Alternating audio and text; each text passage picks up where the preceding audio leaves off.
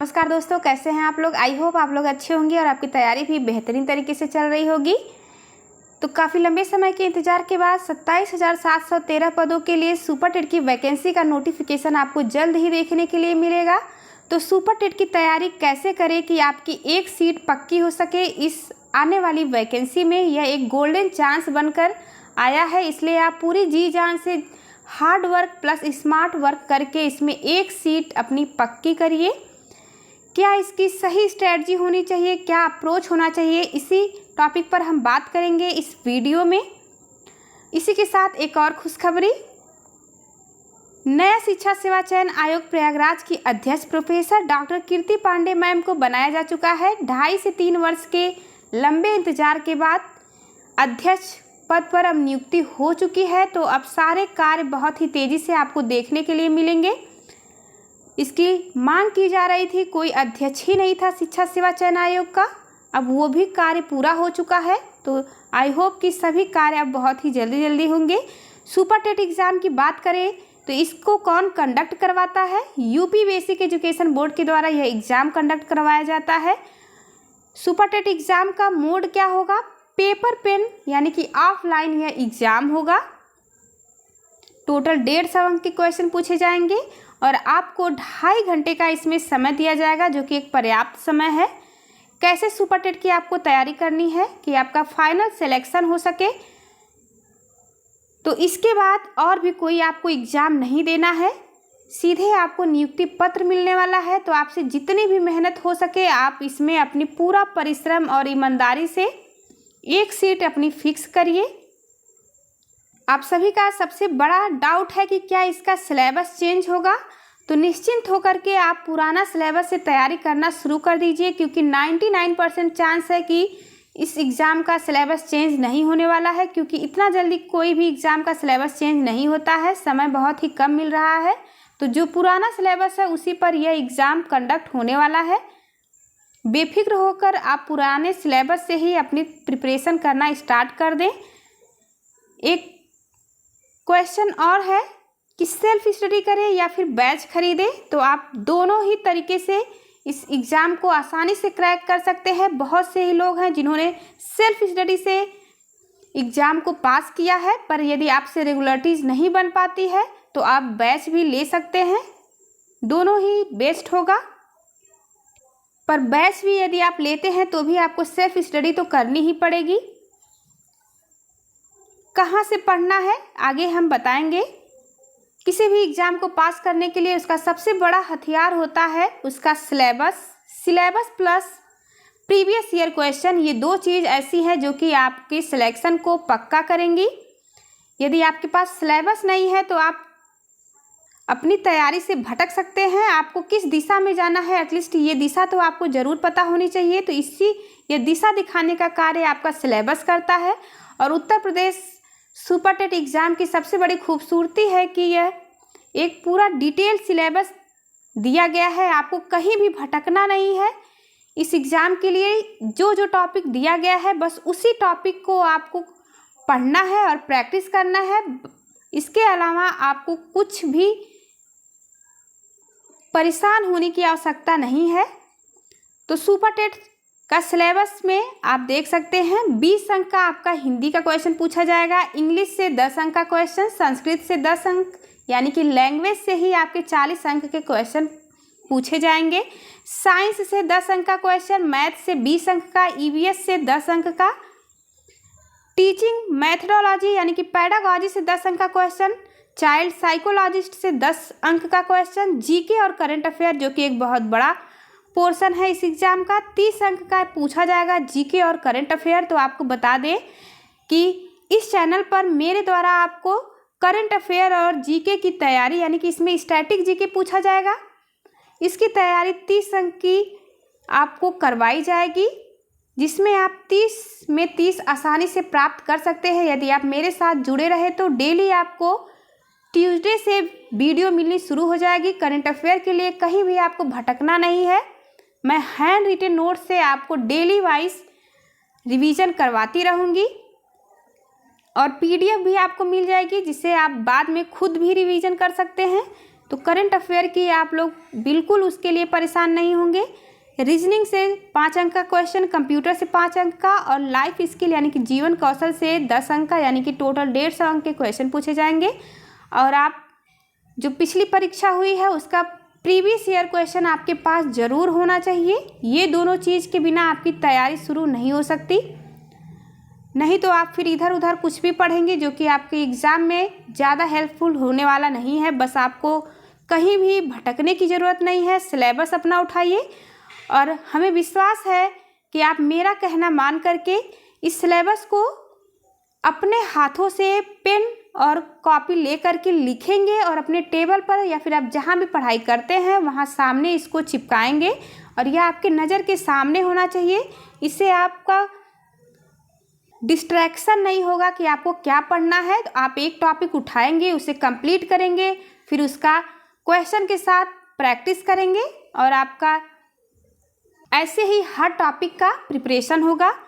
Topic wise आप पढ़ेंगे और सिलेबस में टिक लगाते जाएंगे, जिससे कि आपको पॉजिटिविटी भी आएगी कि आपका मोरल हाई होगा कि आपने इतना टॉपिक कवर कर लिया है। तो आप इसी प्रकार से टॉपिक वाइज अपनी तैयारी शुरू करेंगे, अपने हाथों से लिखेंगे सिलेबस को। आइए सिलेबस को देख लेते हैं। 1 दिन 2 दिन आपको जितना भी समय लगे आप सिलेबस को उसको समझिए और कहाँ से पढ़ना है। मान लीजिए आपको साइंस ही पढ़ना है तो आप यूट्यूब से पढ़ना है तो उससे किस टीचर से पढ़ेंगे आप अपनी कॉपी पे लिखेंगे।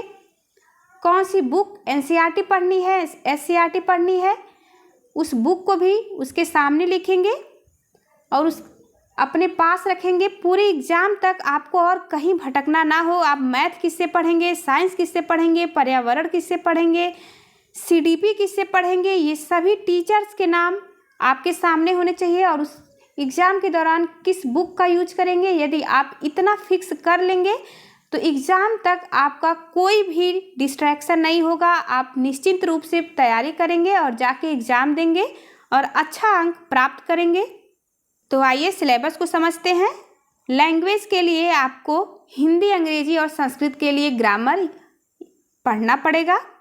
विज्ञान में आपको बस जो टॉपिक दिया गया है इसी को पढ़ना है। जैसे कि टॉपिक है आपका दैनिक जीवन में विज्ञान, गति, बल, ऊर्जा, दूरी, प्रकाश, ध्वनि, जीवों की दुनिया, मानव शरीर, स्वास्थ्य, स्वच्छता एवं पोषण, पर्यावरण एवं प्राकृतिक संसाधन, पदार्थ एवं पदार्थ की अवस्थाएं, अम्ल, क्षार और लवण, धातु, अधातु, ये टॉपिक है 10 अंक के लिए। विज्ञान यानी साइंस में आपको ये पढ़ना है।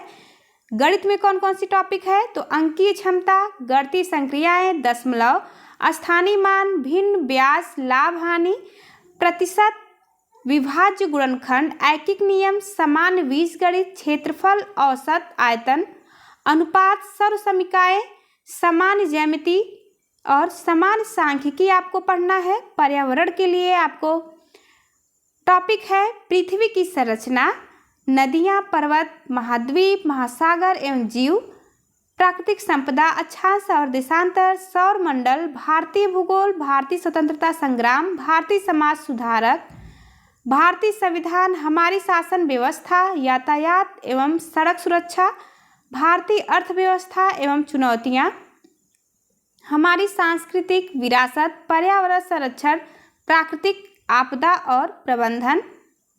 शिक्षण कौशल में आपको पढ़ना है शिक्षण की विधियाँ एवं कौशल, शिक्षण अधिगम के सिद्धांत, वर्तमान भारतीय समाज एवं प्रारंभिक शिक्षा, समावेशी शिक्षा, प्रारंभिक शिक्षा के नवीन प्रयास, शैक्षिक मूल्यांकन एवं मापन, आरंभिक पठन कौशल, शैक्षिक प्रबंधन एवं प्रशासन, ये प्रमुख टॉपिक है। इसके अलावा आपको और कुछ नहीं पढ़ना है, बस इन्हीं टॉपिक को तैयार कर लेना है। बाल मनोविज्ञान में आपको व्यक्ति विभिन्नता, बाल विकास को प्रभावित करने वाले कारक, सीखने की आवश्यकता की पहचान, पढ़ने के लिए वातावरण का सृजन करना, सीखने के सिद्धांत तथा कक्षा शिक्षण में इनकी व्यवहारिक उपयोगिता एवं प्रयोग, दिव्यांग छात्रों हेतु विशेष व्यवस्था, सामान्य ज्ञान एवं समसामयिक घटनाएं। इसके लिए आप बिल्कुल बेफिक्र हो जाइए, मेरे साथ आप इसकी तैयारी कर सकते हैं और 30 में 30 अंक लाने की गारंटी है। यदि आप इस चैनल से जुड़ते हैं तो सामान्य ज्ञान यानी स्टैटिक जीके और करंट अफेयर में आपके 30 अंक की तैयारी मैं करवाऊंगी।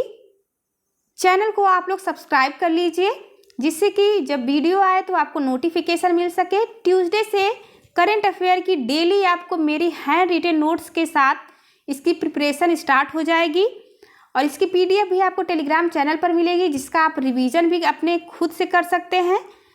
तो आप चैनल को ज़रूर सब्सक्राइब कर लीजिए। 30 अंक का क्वेश्चन यदि आप जुड़ते हैं इस चैनल से तो बहुत ही आसानी से प्राप्त कर सकते हैं। अगला है रीजनिंग, जिसमें कि आपको वर्बल और नॉन वर्बल रीजनिंग पढ़नी है। कंप्यूटर के आपको टॉपिक है प्रमुख शिक्षण कौशल विकास, कक्षा शिक्षण तथा विद्यालय प्रबंधन के क्षेत्र में सूचना तकनीकी, computer, internet, smartphone, open education resource, शिक्षण में उपयोगी ऐप्स कौन कौन से हैं, डिजिटल शिक्षण सामग्री के उपयोग की जानकारी, ये सब टॉपिक आपको पढ़नी है। जीवन कौशल के लिए आपको पढ़ना है व्यावसायिक आचरण एवं नीति, प्रेरणा, शिक्षक की भूमिका, सुविधा प्रदाता, अनुसरणकर्ता, नेतृत्वकर्ता, मार्गदर्शक और परामर्शदाता के रूप में, संवैधानिक और मानवीय मूल्य, दंड एवं पुरस्कार, व्यवस्था की प्रभावी प्रयोग। तो ये सिलेबस आपका डिटेल में है। ये सिलेबस आपका अपने हैंड रिटेन आपके पास होना चाहिए, जिसको आप बार बार देखते रहेंगे। प्लस प्रीवियस ईयर क्वेश्चन, आप उसको नज़रअंदाज नहीं कर सकते हैं, किस टॉपिक से कौन कौन से क्वेश्चन पूछे गए हैं। आप चाहे तो टॉपिक वाइज उसकी एक अलग से लिस्ट बना सकते हैं, जिससे कि आपको बहुत ही ज़्यादा आसानी होगी। आप पूरे एग्ज़ाम की तैयारी के बीच कहीं भी इधर उधर आपको भटकना नहीं पड़ेगा, कोई कन्फ्यूजन नहीं होगी। तो अब बस आप लोग लग जाइए अपनी इस एग्ज़ाम की तैयारी में। इसे एक लास्ट चांस और गोल्डन चांस देखते हुए जितना भी आपसे मेहनत हो सके उतना आप अंतिम प्रयास मान करके इसे करना शुरू कर दीजिए, क्योंकि एक बार वैकेंसी आने के बाद काफ़ी लंबे समय का इंतज़ार करना पड़ सकता है, क्योंकि आपने देखा ही है पिछले 5 से 6 साल का समय लग गया है इस वैकेंसी को आने में। अब अगली वैकेंसी कब आएगी यह किसी को पता नहीं है। तो बेस्ट ऑफ लक, आप अपनी तैयारी करिए। यदि आपको कोई भी डाउट हो तो आप कमेंट बॉक्स में पूछें। आपको यदि कहीं भी कोई दिक्कत होती है तो कमेंट करेंगे, जिसका आपको आंसर ज़रूर मिलेगा। इस पूरी तैयारी में मैं आपके साथ हूँ, जितना भी मुझसे हो सकेगा मैं आप लोगों की हेल्प करूँगी।